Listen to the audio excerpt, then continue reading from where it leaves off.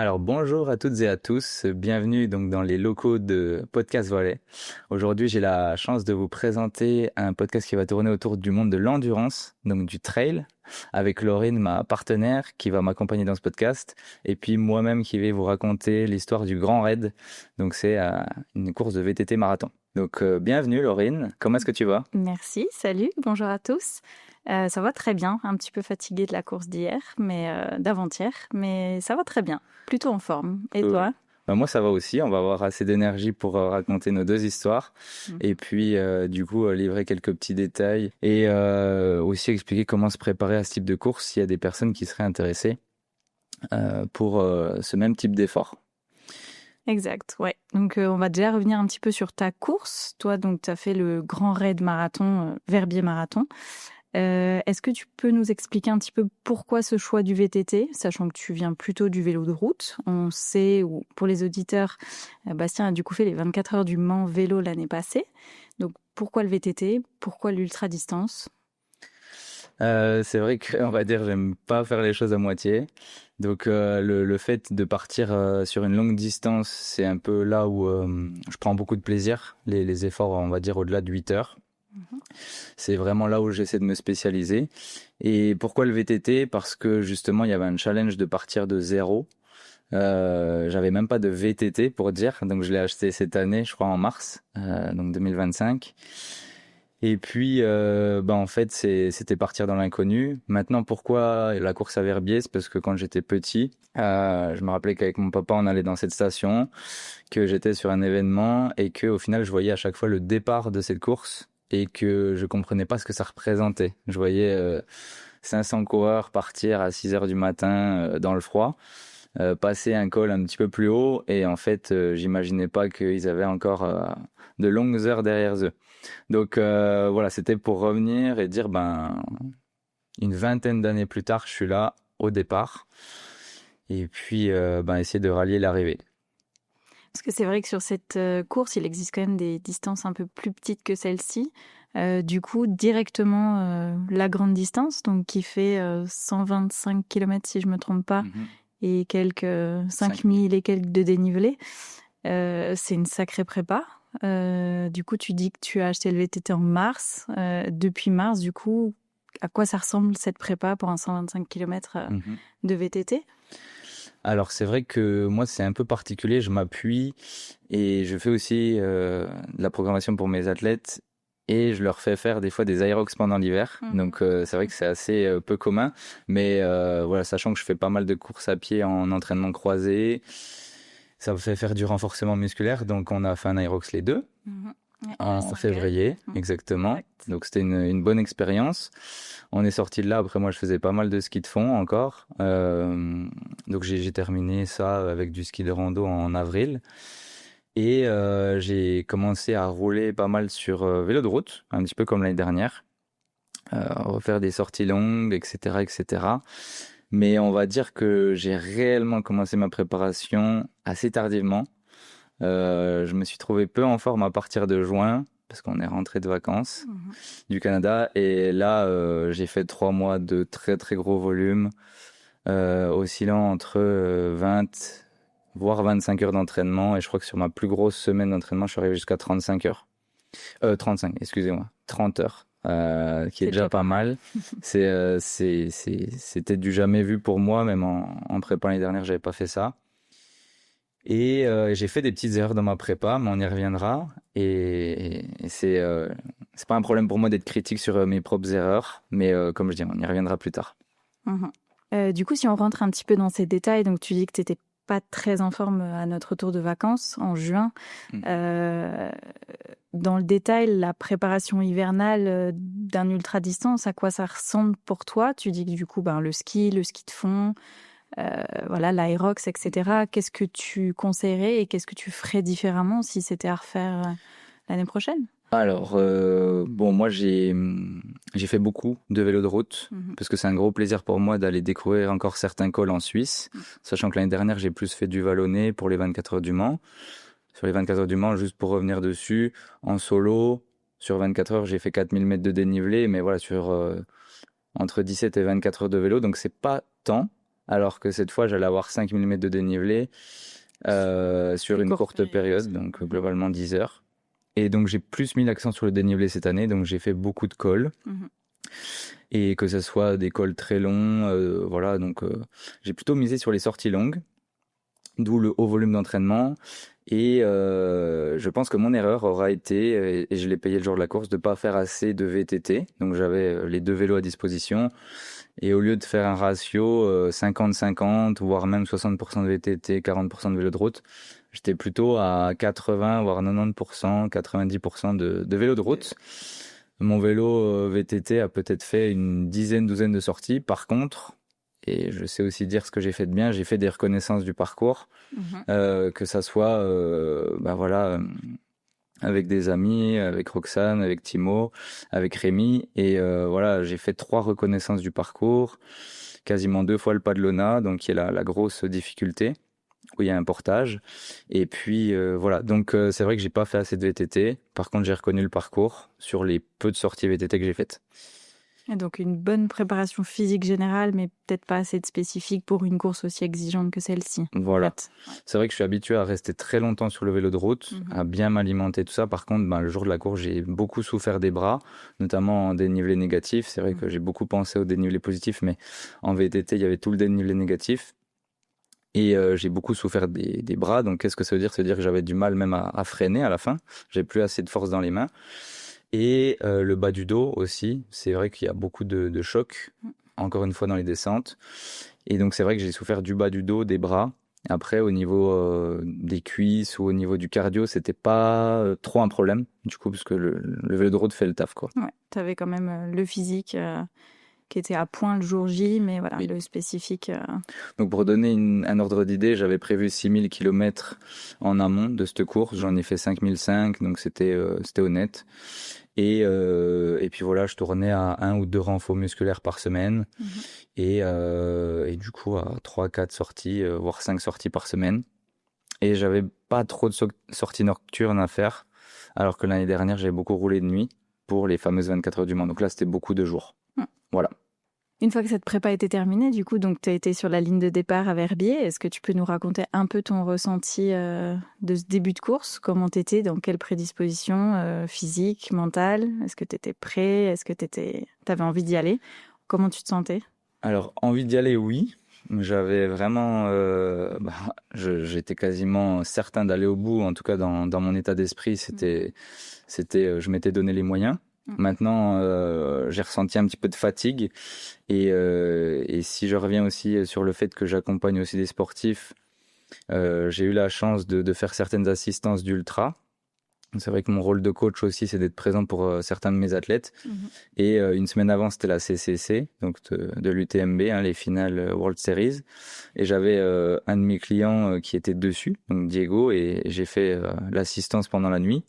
Donc c'est vrai qu'une semaine avant, une course personnelle qui est mon plus gros objectif, je me serais pas entre guillemets infligé ça, mais je dis infligé, j'ai pris beaucoup de plaisir à le faire et je suis très fier parce qu'il allait jusqu'au bout, il a repoussé ses limites. Donc voilà, ça c'était une semaine avant.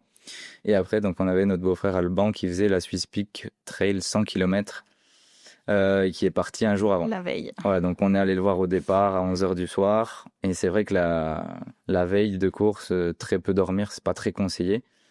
Donc ceci amenant cela, c'est vrai que j'étais avec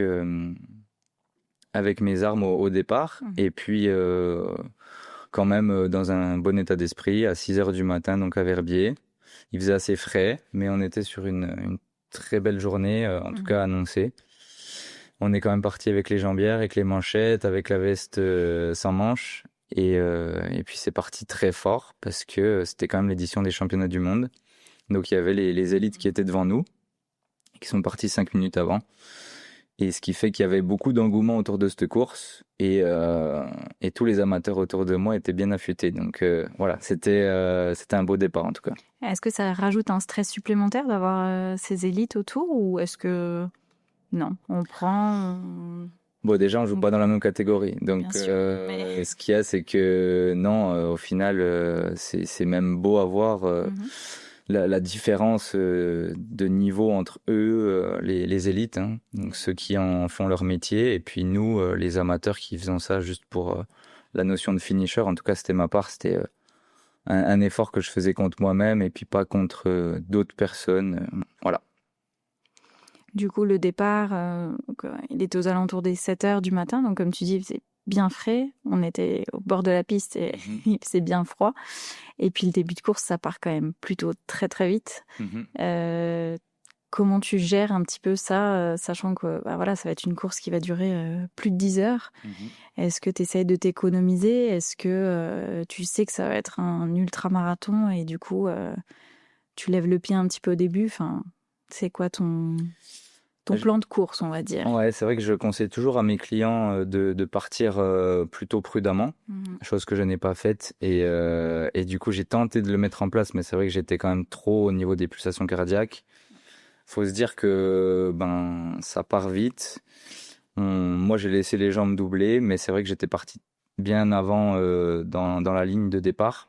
Et c'est vrai que sur 500 participants, j'étais dans les 100 premiers et je me suis fait doubler, je pense, de 250 places, mais volontairement, donc vraiment en assumant le fait de partir plus lentement que les autres.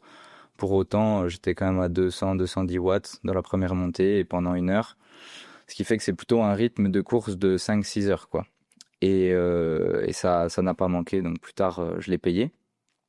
Mais voilà, donc j'ai pas fait un sprint dès le début, mais j'aurais dû partir plus lentement. Et ça, c'était une des premières erreurs que j'ai faites. Maintenant, j'avais gardé du focus parce qu'il y avait une première descente, qu'il fallait pas tomber dès le début. C'était aussi ça, l'objectif, c'est d'éviter les chutes. Mais voilà, donc on s'est retrouvé un petit peu plus loin. Et c'est vrai que entre moi qui avais de l'expérience dans le trail et le VTT marathon, les ravitaillements sont très courts. En tout cas, dès que je m'arrêtais auprès de vous, c'est vrai qu'il y en avait 10, 15, 30 personnes qui passaient très vite. Et je comprenais pas trop ce qui m'arrivait à ce moment-là. Bref, je suis resté dans ma course. Mais c'est vrai que, on peut y revenir, mais sur 10h55 d'effort, j'ai fait 25 minutes de pause. Et c'est vrai que ça, c'est quelque chose auquel on s'attendait pas trop avant de partir. On avait plutôt décidé, d'être à plusieurs endroits au ravitaillement pour vraiment que tu passes du temps, pour que tu te ravitailles. Et en fait, ça passe trop vite. Les gens, c'est ce type de course-là en VTT, finalement, le ravitaillement, c'est on recharge, on prend une gourde et puis on s'en va, quoi. Il n'y a pas d'arrêt, il n'y a pas de pit stop et peut-être que tu l'avais pas non plus. Voilà, je vais énumérer un peu toutes les erreurs de ma programmation, mais c'est vrai que j'ai pas fait de course au préalable. On m'avait conseillé de faire des courses comme le Raid des Volénars ou d'autres, Jura Bike, et j'ai pas fait parce que le calendrier ne le permettait pas et que je me suis fait confiance pour faire une seule course. Tout comme les 24 heures du Mans, j'avais fait aucune course de préparation. Et en fait, je m'appuie beaucoup sur l'entraînement, mais pas trop sur les courses de préparation, parce que j'estime que j'ai déjà des plannings chargés avec mon métier et que j'ai pas envie aussi déjà de payer trop dans les dossards et de prendre beaucoup d'énergie aussi à me déplacer. Donc c'est vrai que je suis arrivé là et j'avais pas d'expérience des ravitaillements. Donc c'est ça que j'ai découvert le jour J. Mais c'est quand même allé, donc on a avancé au fur et à mesure. Puis la course a commencé à être très difficile pour ma part à la moitié de la course, donc à 60 km. Par contre, c'est vrai que j'avais fait que 2000 mètres de dénivelé et qu'il en restait pour les 60 prochains 3000. Il restait vraiment le gros morceau de la course. Ouais. Et c'est là qu'au niveau énergétique, j'ai commencé à sentir que j'ai eu de la peine et que j'ai continué de beaucoup me faire dépasser. Et c'est vrai que là, c'est un gros travail mental. Le physique qui lâche et le mental qui a dû prendre le relais. Mais c'est vrai que le plaisir a commencé à passer au second plan. Autant au début, il y avait un peu l'euphorie de la course. À partir de 6 heures d'effort, je savais qu'il m'en restait 6. Et les plus grosses difficultés, autant techniques que physiques. Quel rêve. Voilà. Donc j'ai eu par chance l'estomac qui m'a suivi dans l'aventure et j'ai fait un gros stop sur un des ravitaillements avant le Mandelon à un alpage et là je pense que je me suis arrêté 15 minutes. J'ai mangé du fromage, j'ai mangé du pain. Je crois que j'ai vidé un petit peu les stocks du ravitaillement. Mais voilà, donc ça passe ou ça casse parce que si ça passait pas au niveau de l'estomac, je pense que c'était le DNF, donc mon premier abandon. Je suis reparti et je savais que vous étiez en bas de la prochaine descente. Et du coup, je suis arrivé à Evolène et du coup, vous m'avez vu arriver. Et si tu veux décrire un petit peu l'état, je te laisse le faire. Alors c'est vrai qu'on était du coup sur l'assistance, on était deux, donc Rémi, un ami à nous, et puis moi-même. Et on a été donc sur pas mal de points quand même, tous les, je dirais 20 kilomètres au début, donc c'est allé plutôt vite. C'est vrai qu'on ne voyait finalement pas beaucoup, mais je pense que c'était assez nécessaire pour te ramener surtout les boissons, voilà, changer l'alimentation, etc. Et puis mi-course, donc sur Evolène, hein, je pense, c'était à Evolène, il me semble. Evolène, c'est à 90 km. Alors, Quasiment la fin. un des derniers ravitaillements où on pouvait te voir. Puis on a attendu, selon la balise Live Track. Et c'est vrai que on s'est douté que c'était un peu compliqué la dernière montée et la descente pour venir jusqu'à nous. Et c'est vrai qu'on t'a vu arriver dans un état qui était pas, voilà, qui était pas grand sourire et voilà. Mais bon, ça arrive, c'est les courses d'ultra distance. Et là, t'es arrivé, ça a quand même été un peu un choix de repartir ou de ne pas repartir quand même, parce que t'étais quand même pas en forme. Il y avait aussi la notion des barrières horaires qui n'était pas facile à gérer, parce que c'est quelque chose aussi qu'on regarde avant les courses, mais peut-être qu'on les avait pas regardées assez non plus. Je sais pas si ça fait partie des petites erreurs En fait, je me basais sur le trail. Encore une fois, je fais beaucoup d'entraînements croisés. Et puis, avant ma blessure au genou, c'est vrai que c'était beaucoup du trail. Et c'est vrai que j'étais souvent entre les 30% et les 50% des premiers. J'ai jamais trop eu à lutter contre les barrières horaires. Et cette fois, c'était le cas et c'était la première fois. Et je suis content de l'avoir vécu parce que, encore une fois, ça m'aide beaucoup dans le coaching à vivre certaines choses. Et elles étaient pas faciles. Voilà. C'était quand même des barrières horaires assez strictes pour ce genre de course, mais parce que le niveau est très élevé.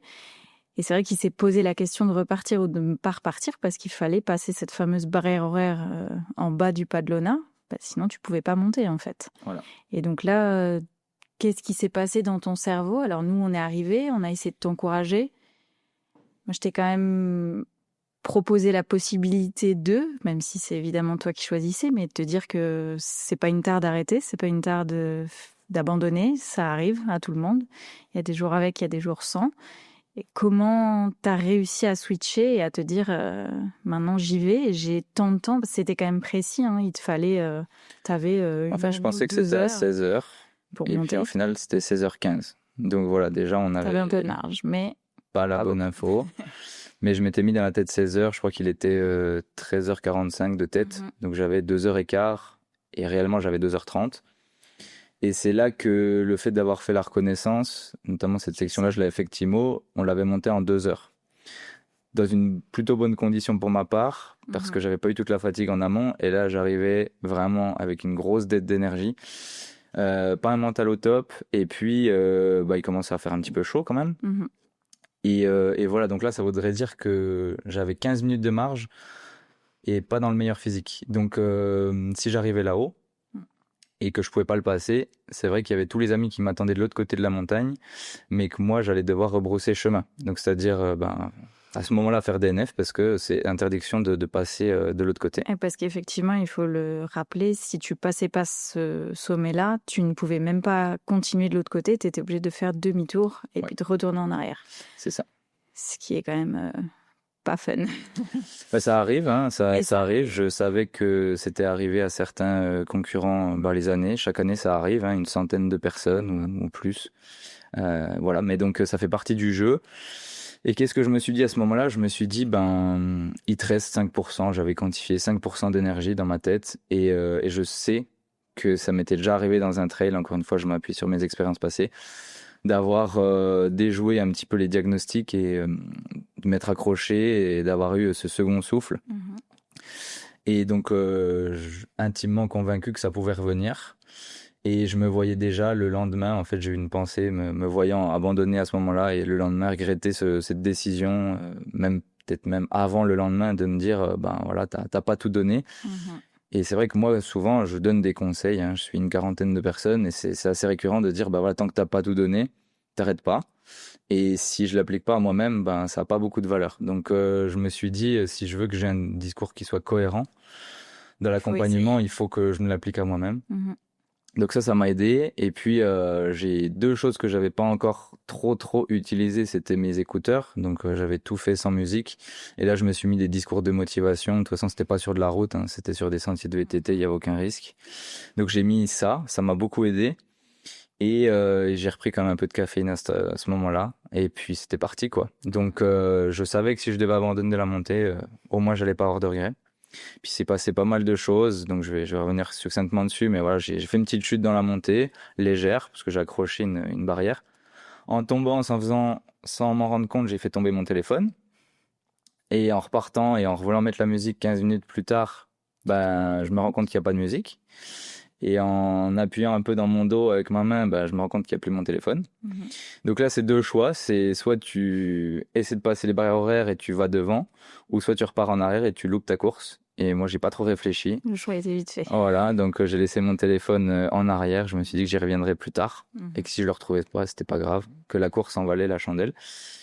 Donc ça m'est arrivé. Un peu plus tard, j'ai commencé à cramper alors que ça m'arrive très rarement. Mais c'est vrai que bah voilà, pas assez de sel. Le concurrent juste derrière moi, donc c'est pour ça que je dis que j'ai eu des anges un petit peu le long du parcours, avait des pastilles de sel et m'en a donné. Donc ça Chose m'a que tu n'avais sauvé. jamais utilisé avant. Non, vraiment pas. Et chose que j'aurai pour les prochaines courses. Donc voilà, j'apprends aussi sur chaque course. Et puis bah, j'avais un ami qui m'attendait au Pas de Lona, donc Nicolas. Et donc lui il m'a attendu aussi un petit peu longtemps. Je m'excuse pour lui. On a fait un ravitaillement express et puis c'était parti pour donc le Pas de Lona. Pour comprendre, c'est le bas du Pas de Lona à 2400 mètres à l'alpage de la Vieille. Et donc il y a 400 mètres de dénivelé globalement où on pousse le vélo. Et on arrive jusqu'à 2700, 2800 mètres d'altitude. Donc là, c'est là qu'on commence à sentir un petit peu la dette d'oxygène et que, ben voilà, pousser son vélo dans les cailloux. C'est pour ça aussi que j'ai choisi un vélo assez léger, entre 8 et 10 kilos. Et voilà, après, bah, c'est les mollets qui chauffent. On dit merci au renforcement musculaire. Et puis, bah, c'est vrai que c'est un petit peu dans toute cette montée que j'ai repris du monde. Alors que sur tout le reste du parcours, j'ai perdu des places. Donc là, j'étais plutôt content mentalement de m'en sortir. Et une fois que j'étais là-haut, je savais que c'était pas totalement fini. Il restait 200 mètres de dénivelé, mais une grosse descente.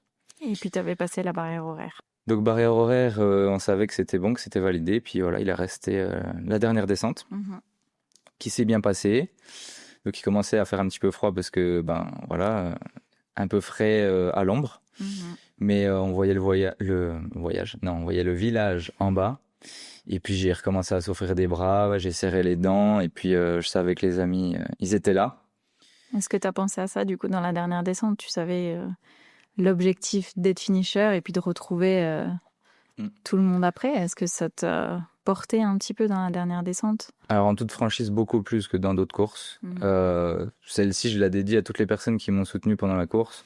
Que ce soit toi, que ce soit Rémi, Nico... Il y avait Alexis, notre vidéaste, qui est là aujourd'hui et qui est une super personne. Et donc voilà, c'est pour toutes ces personnes-là qui étaient là à l'arrivée et qui, en fait, m'ont donné un supplément d'âme quand j'ai regardé les messages une ou deux fois dans la course. Parce que c'est vrai que sur les 24 heures du Mans, c'était plutôt une victoire après ma rééducation. Mais c'est vrai que maintenant, bah, ça fait 5 ans et c'est plus ma source première de motivation. C'est vrai que là, j'ai dû penser à toutes ces personnes-là qui étaient là. Et peut-être que sur une autre course, ça sera une autre motivation. Mais c'est vrai que là, celle-ci, je la dédie à toutes ces personnes, quoi. Bah, c'est cool. Du coup, qu'est-ce que tu en retiens? Est-ce que t'es fier de toi, est-ce qu'il y avait un objectif de temps déjà à la base? Et du coup, il y a de la déception par rapport à ça? Ou est-ce que c'est que de la fierté d'avoir franchi cette ligne d'arrivée à Grimmens? Alors, en comparant aussi avec les autres personnes avec qui j'ai l'habitude de rouler et connaissant leur niveau, c'est vrai que sous les 9 heures, non. Aujourd'hui, j'avais pas le niveau sous les 9 heures. Je pense qu'entre 9h30 et 10h, oui.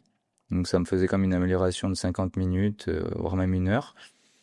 Si j'avais mieux géré mon énergie, et c'est vrai que bah voilà, du coup c'était pas le cas, mais je suis quand même content d'être finisher et en fait ben voilà, j'avais envie de passer à autre chose parce que c'est vrai qu'on en parlera à la fin du podcast, mais je ne referai pas du VTT l'année prochaine, je passerai sur une autre discipline et ça me tenait à cœur de boucler la boucle et puis de me dire que je serai pas là l'année prochaine à devoir, après un abandon, refaire cette course, quoi. C'était aussi du coup une source de motivation, de ne pas refaire une année de VTT et de boucler cette année pour Ouais, plus en reparler c'est ça. l'année prochaine. C'est que le parcours est magnifique.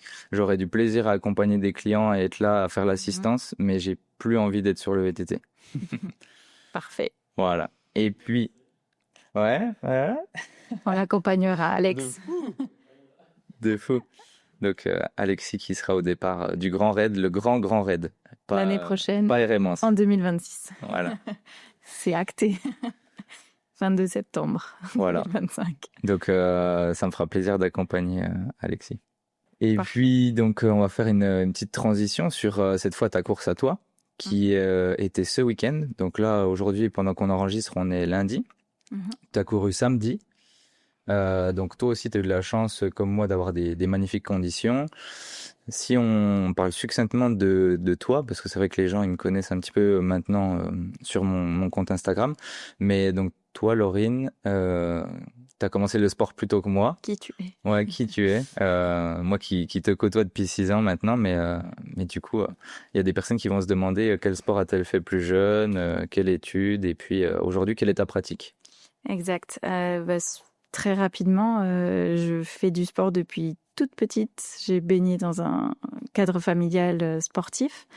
Très très jeune, mes parents étant athlètes de haut niveau eux-mêmes, et puis du coup moi-même ancienne athlète de haut niveau en équipe de France jeune de pentathlon moderne. Pour ceux qui connaissent pas trop, c'est pas très connu, mais c'est aux Jeux, donc c'est quand même une discipline olympique. C'est 5 sports, donc rapidement la natation, de la course à pied, du tir, de l'escrime et de l'équitation. Donc j'en ai fait à haut niveau jusqu'à la fin de mon cursus scolaire obligatoire, donc j'étais en France. Et puis passé le bac, j'ai décidé de m'orienter vers des études de santé. Et puis du coup, j'ai totalement arrêté le sport, et le sport de haut niveau et le sport tout court. J'étais plus à faire la fête dans les bars que à courir, mais voilà. Et puis du coup, je suis aujourd'hui pharmacienne, donc j'ai fait toutes mes études de santé, et puis j'ai repris le sport après Covid. Après Covid, et puis surtout après quasiment 5 ans d'arrêt total. Donc je suis passée de effectivement 25 à 30 heures par semaine à rien du tout.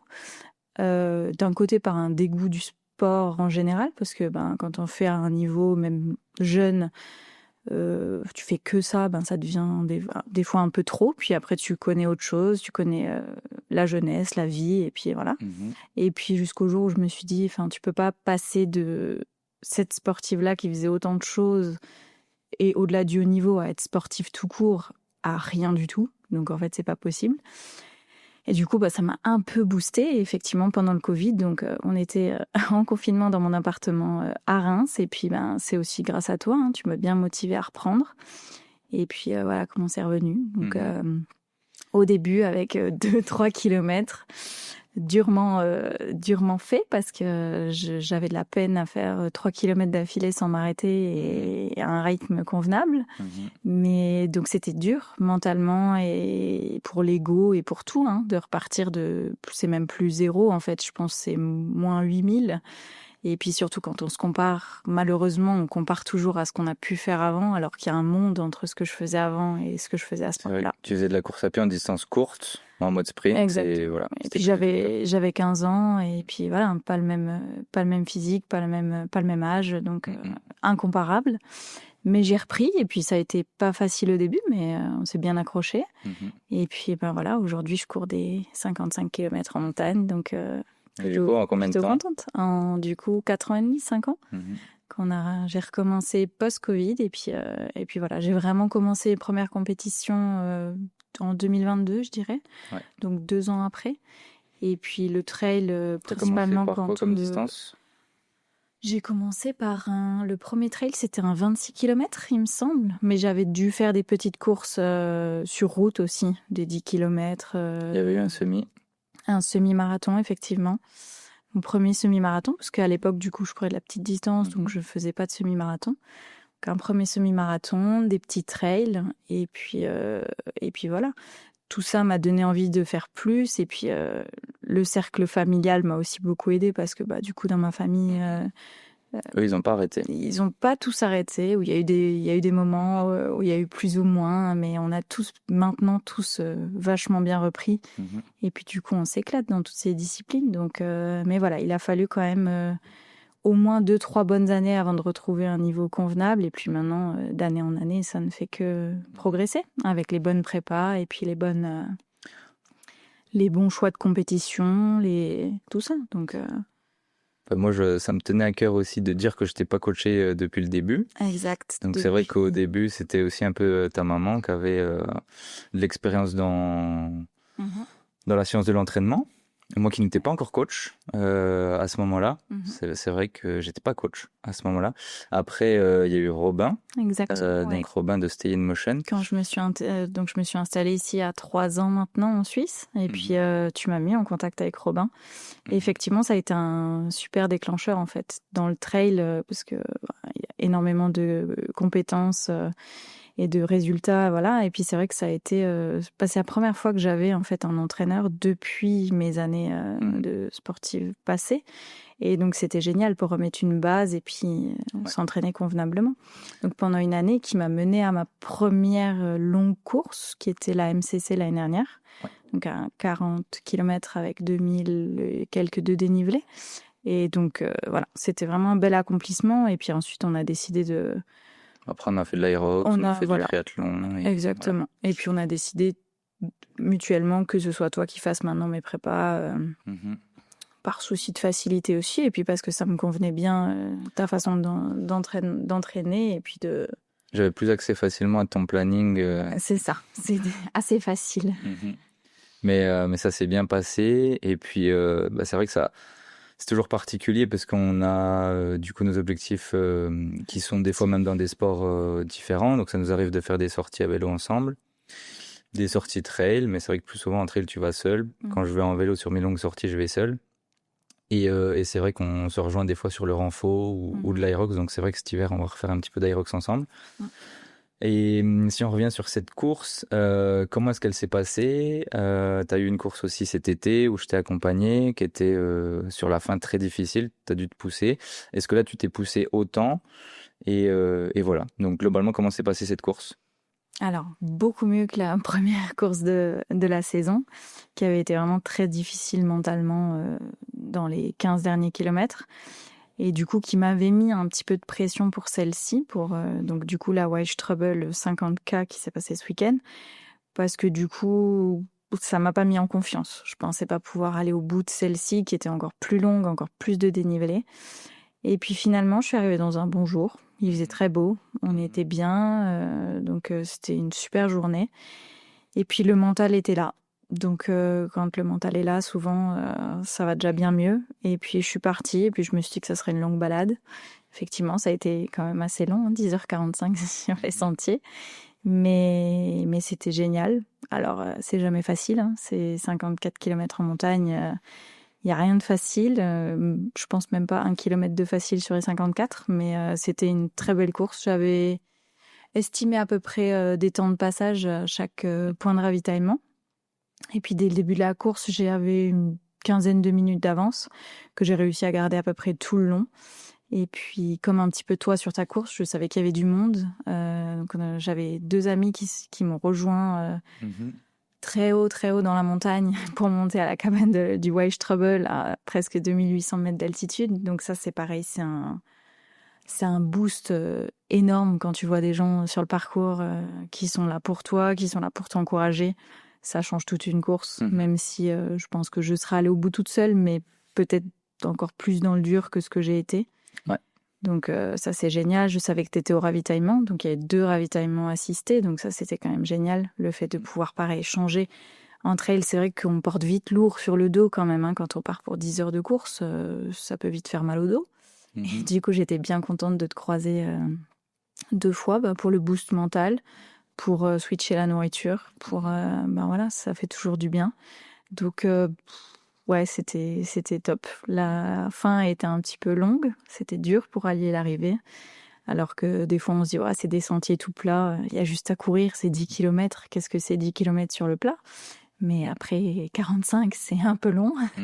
Mais c'était génial. C'était une magnifique course et puis un bel accomplissement personnel. Et puis ensemble aussi, parce que ta course comme la mienne, on a fait du coup les 2 assistances, chose qu'on n'avait pas fait l'année dernière. Parce que malheureusement, on avait eu la bonne idée de prendre des courses le même week-end. Donc c'est vrai que c'était plus compliqué. Et là, au final, je pense qu'on savoure encore plus la réussite de l'autre et ça apporte un boost de fierté encore plus. Donc c'est chouette. Et donc c'est un bel accomplissement. Puis j'étais aussi sur la course avec ma maman. Oui. Et du coup, voilà, c'était deuxième. On va parler d'Isa un petit peu. Deuxième coup de boost, c'était très chouette. Ouais. Donc il y avait effectivement sa maman. Qui a quel âge ta maman? 60. Et qui a fait la même course. Et donc, il n'y avait pas beaucoup d'engagés dans cette catégorie d'âge. Non. Ça, on y reviendra après. Mais c'est vrai que ta maman, au 18e kilomètre, donc je vous ai croisé les deux. Elle avait 5 minutes de retard sur toi, donc ce qui est rien. C'est un très bon rythme de course. Mais c'est vrai qu'elle est arrivée plus entamée. Elle avait un petit peu les quadriceps et les ischios qui étaient fatigués. Et puis, elle s'est posée un petit peu plus longtemps. Elle m'a même demandé où est-ce qu'elle pouvait remettre son dossard. Donc, un peu dans le même état d'esprit que j'avais eu sur le Grand Raid.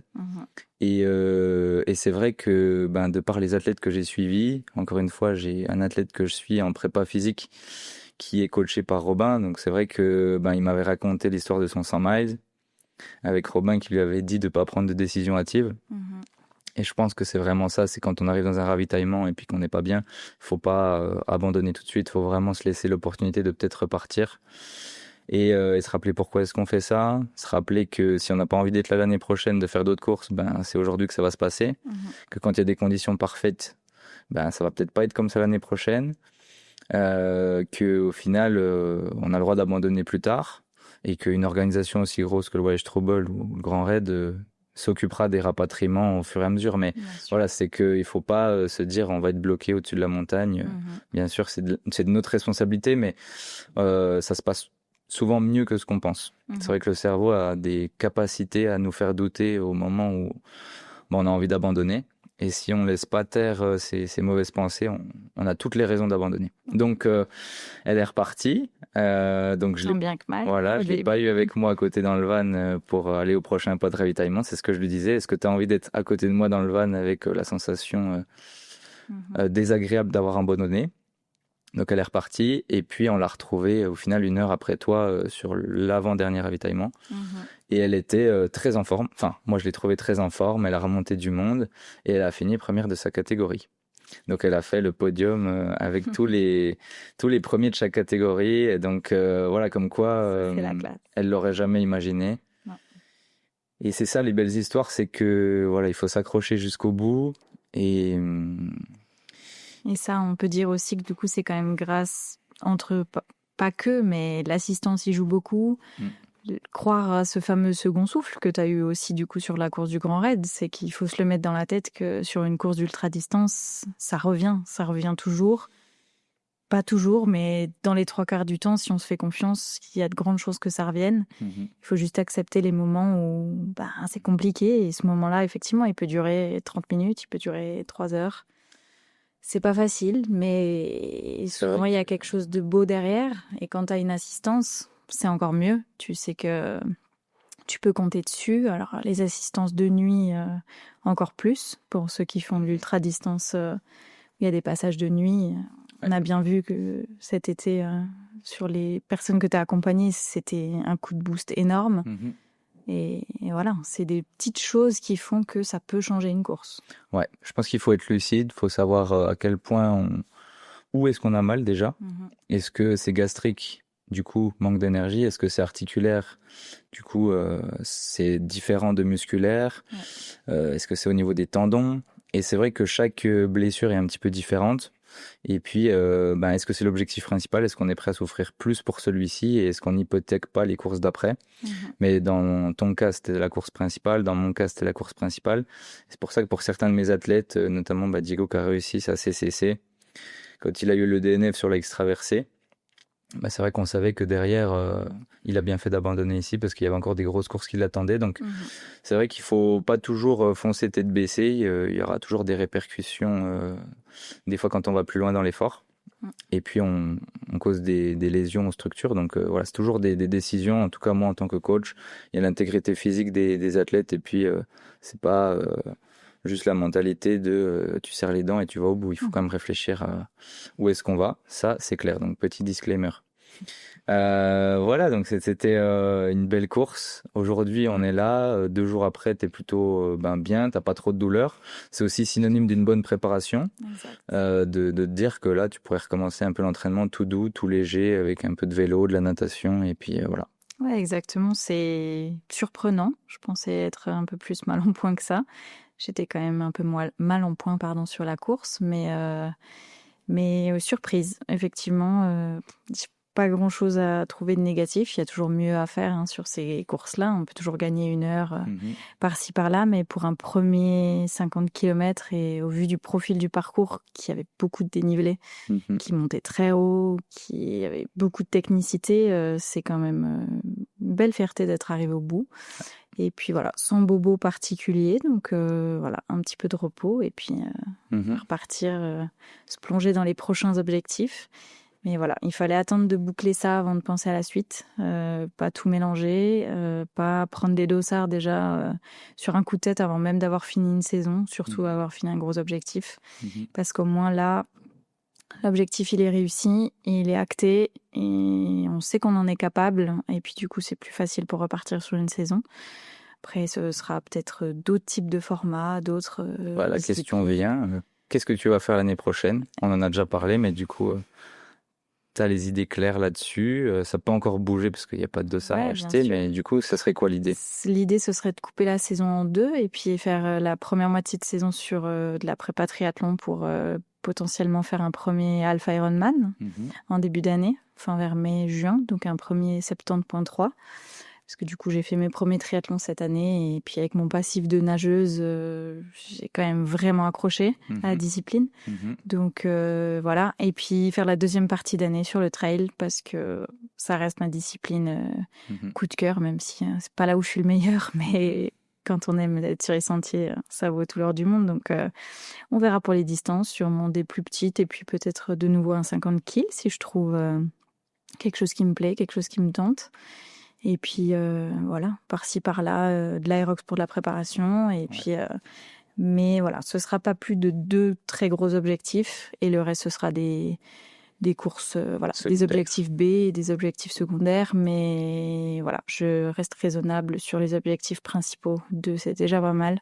C'est des grosses courses, ça demande beaucoup d'engagement. Et puis, on n'est pas athlète professionnel, donc on travaille à côté.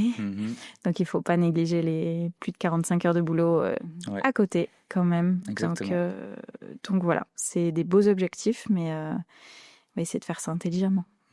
Et toi, quel est ton prochain objectif ? On en a parlé un petit peu. Moi non plus, j'ai pas pris le dossard, mais c'est vrai que encore une fois, ça sera symbolique. On était là sur la place à Crans-Montana, donc à Icor, et j'ai vu passer, donc je cherchais moi à faire une transition sur le gravel qui m'intéresse, et donc je n'ai pas encore de vélo de gravel. Mon vélo est en vente en VTT, ce qui me financera mon prochain vélo et tous les équipements qui iront avec. Mais donc voilà, je cherchais une course gravel, je cherchais une course de plus de 300 km, entre 300 et 500 initialement. Si je voyais une course sur route de 1000 km, ça m'intéressait. Et puis en final, je crois que j'ai trouvé la course parfaite, qui devrait être la Gras Alps et qui devrait partir de Crans-Montana sur le format le plus long et qui irait jusqu'à Mandelieu. 800 kg et 17 000 mètres de dénivelé. Maintenant, ça me fait sourire. Sacré morceau. Si je suis dedans dans une année, un peu moins d'une année, je pense qu'il y aura des moments très difficiles. Il n'y aura pas de second souffle. Il y en aura des 3e, des 5e, des 10e de souffle. Mais je pense que j'ai envie sur mon année de mes 30 ans, du coup, de me dépasser, voilà, de passer plusieurs nuits, de faire du bikepacking un petit peu et de partir à l'aventure et de commencer une prépa tout prochainement. Donc c'est clair que je vais rouler tout l'hiver si je m'inscris sur cette course. C'est clair que je m'appuierai sur les erreurs que j'ai faites sur le Grand Raid, donc faire beaucoup plus de gravel que de vélo de route. Et de travailler encore une fois les entraînements de nuit, de faire des longues distances et de gérer le volume d'entraînement. J'ai pas envie que ça nuise à la qualité de mes services de coach. et j'ai envie d'inspirer aussi comme ce que je fais depuis le début. Même si je fais ça pour moi dans un premier temps, mais si ça peut aider d'autres personnes à se lancer dans l'endurance et l'ultra-endurance, moi ça me fait plaisir. Et voilà, donc c'est un gros projet, je pense le plus gros que j'ai jamais fait. Je vais chercher donc des sponsors, je vais essayer de faire bien les choses, j'essaierai de trouver une association aussi pour soulever des fonds pour une cause. C'est vrai que j'ai déjà eu à faire ça par le passé et ça donne toujours en plus un sens et dans les moments difficiles j'y penserai aussi.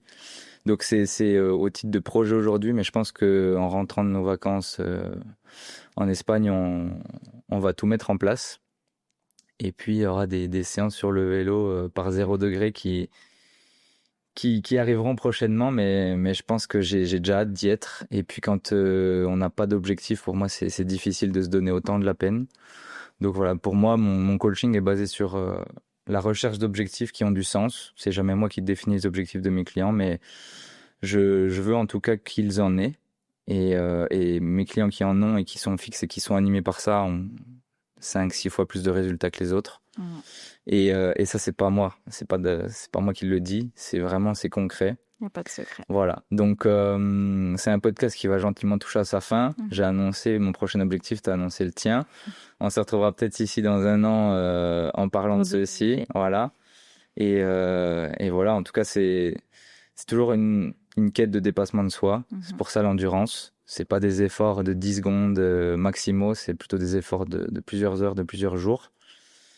On sait aussi ce que ça impacte et que ça soit financier, que ça soit en termes de temps, que ça soit en termes de santé. Voilà, on fait pas ça en se disant que forcément on va vivre longtemps. Enfin, en tout cas, pour ma part, je conçois. Et voilà, donc pour toutes les personnes qui veulent se lancer là-dedans, c'est y penser, faire les choses intelligemment, créer une surcharge progressive, trouver un coach si jamais on sent qu'il y a des blessures qui arrivent très vite, parce qu'on fait des erreurs très vite. J'ai fait des erreurs très vite avant d'avoir moi-même des coachs. Et être bien entouré. Et être bien entouré. Avoir des vidéastes qui prennent des belles vidéos. Et voilà, donc ça va se terminer ici. Est-ce que tu as un petit mot pour clôturer ce podcast? J'ai été très contente de partager cet échange sur nos courses d'endurance. Et puis, j'ai hâte de pouvoir lancer les prochaines. Et puis, c'est toujours bien aussi d'avoir des projets différents parce que avoir 2 fois le même projet, pour nous, c'est un peu compliqué. On ne peut pas non plus être tout le temps au même endroit en même temps. Donc, c'est vrai que partager des projets différents nous permet de gérer cet emploi du temps déjà bien chargé.